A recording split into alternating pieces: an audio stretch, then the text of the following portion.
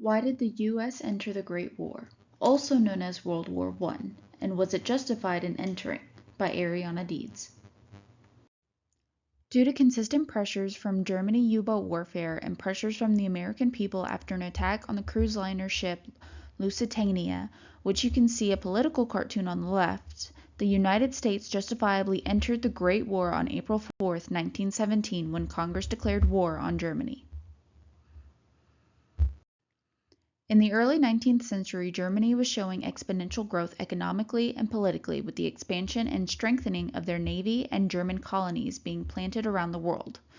With Germany making its navy in the image of current leader Wilhelm II's grandmother, Queen Victoria's Royal Navy, countries like France, Russia, and later Great Britain formed a fear-driven alliance that created tensions in an already tense Europe. Then, on June 28, 1914, the assassination of the Austro-Hungarian heirs by Serbian Gavrilo Princip led to retaliation from Archduke Franz Ferdinand and his wife, Grand Duchess Sophie. Many people believed that this retaliation is what started World War I, and you can see a political cartoon of how the different countries defended each other, starting with Russia telling Austria not to hit Serbia, and so on and so forth. Many Americans still believed the United States needed to focus its attentions inward as to not get involved in European political problems. In the wise words of First President George Washington, quote, "Avoid foreign alliances, attachments, and intrigues, and those overgrown military establishments, which under any form of government are inauspicious to liberty and which are to be regarded as particularly hostile to Republican liberty." End quote, American Yawp. What this means is the American people need to focus their attention on their own country and not on foreign affairs, as this will lead to the failure of liberty and freedom as we know it. This can be seen in the political cartoon, where the tornado is used to represent the dangers of the war overseas, and the idea is that America needs to fix its own issues by saying, quote, "As soon as this blows over, we gotta patch up that fence," end quote. Not only did our ideals keep the American people from being motivated to join the European war, we also didn't have the armed forces to justify joining the war efforts.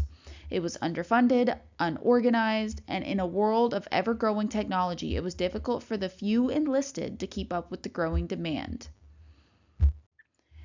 During the European War, the United States proclaimed neutrality. However, many of the economic aspects showed otherwise. The U.S. continued its trades with allied nations and supplied wartime loans, but did not give the same support to Germany and other Central Powers. In the political cartoon on the right, you can see Uncle Sam supporting the boys at the front, and medical supplies for the boys and ammunitions and guns to supply to Europe. This leads the Secretary of State Bryan to be concerned for farmers whose livelihoods depend on selling their crops to Germany, not just France and Britain, but because Germany was cut off due to the Allies' blockades and the Allies not consuming any more products than usual, the price of crops plummeted. Bryan also warned that, quote, "trading with one side but not the other jeopardized U.S. neutrality," end quote. Supplementary source: Bryan resigns amid neutrality controversy, by Eric Sass. On May 7, 1915, a German U-boat attacked the non-threatening British cruise liner named Lusitania, killing 128 Americans in the process. This led to many Americans demanding retaliation against Germany and demanding reparations. However, Secretary of State Bryan insisted that, quote, "both sides should abandon their current policies," referring to European nations, allowing Americans and American goods to travel by sea to any part of Europe, unimpeded, end quote. Supplementary source: Bryan resigns amid neutrality controversy, by Eric Sass. Bryan's pleas were ignored, which is what ultimately led to his resignation in June of 1915.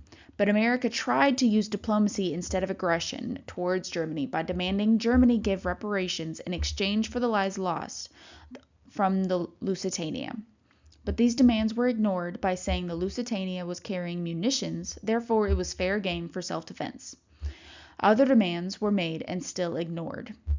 The U-boat attacks continued without restraint. The sinkings began to include all vessels heading towards European ports not controlled by Germany or other Central Powers, without warning and without restraint. On February 3, 1917, President Woodrow Wilson addressed Congress to declare relations with Germany were officially ceased. He believed and was worried if Germany succeeded in the European war, the balance of powers would change.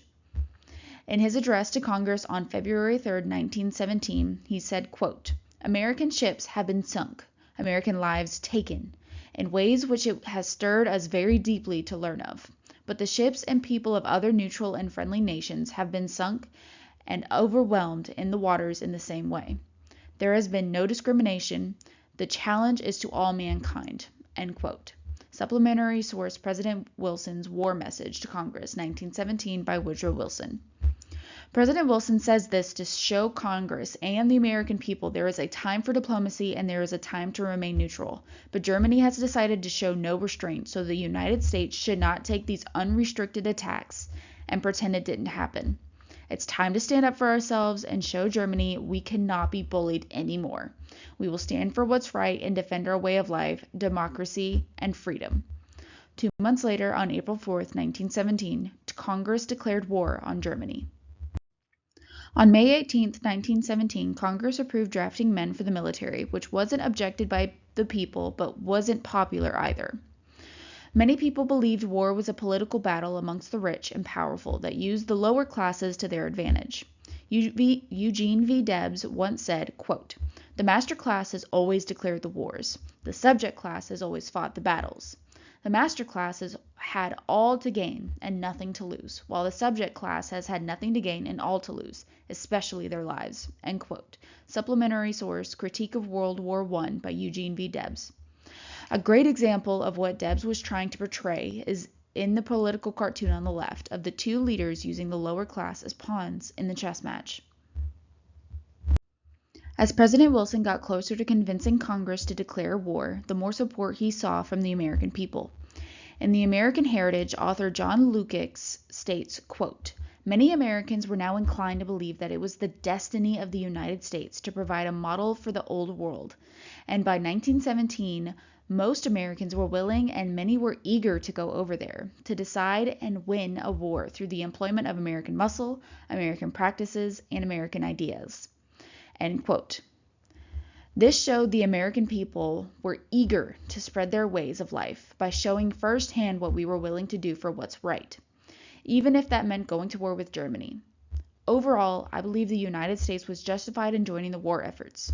Although people who held isolationist views, like the Secretary of State Bryan, disagreed with American involvement in the war, there was an overwhelming amount of support for America to defend itself and defend our way of life after sinking the Lusitania and the continued attack of American ships from unrestricted German U-boat attacks.